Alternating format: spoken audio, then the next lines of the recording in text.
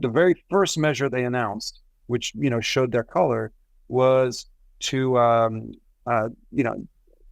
creating a new lending facility at the central bank for corporates to be able to borrow directly to buy back their shares, which is unprecedented. Like China used to look very poorly on share buybacks, and now they're actively encouraging it. Now the reason for that is pretty simple.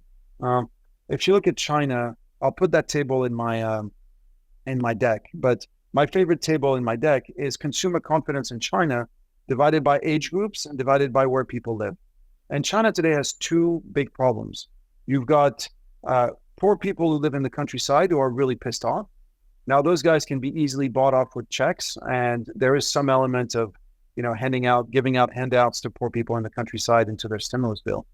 And then you got all the millennials who live in the first and second tier cities who are basically the bag holders in the real estate correction. And those guys have been crushed. And they're super, super depressed. And it's creating what is potentially China's single biggest macro problem, namely the collapsing birth rate.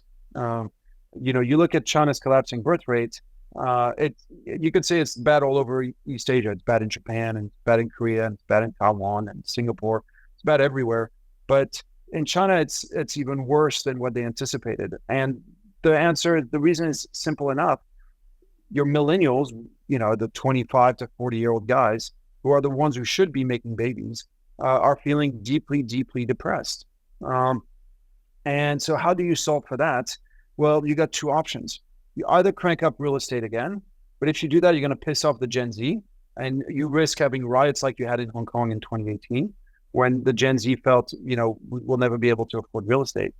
Or, so that's out. We obviously don't want Hong Kong riots in Beijing or Shanghai, so that's not a good solution. The other solution is crank up the stock market.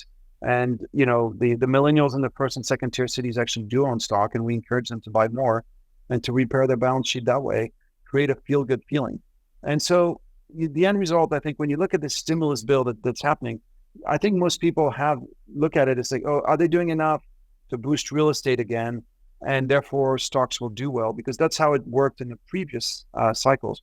But actually this time around, the way you have to look at it is, the way I think they're looking at it is, we're super competitive. We've got the best industry in the world today. We got tons of cash in the bank. People are loaded with cash. Savings rates has gone through the roof. What we struggle with is a crisis of confidence. So what we're going to do is we're going to goose up the equity market, and that will boost confidence, and that will boost investment again, and growth will end up being okay. So they've reversed actually the order. The stock market now is the policy.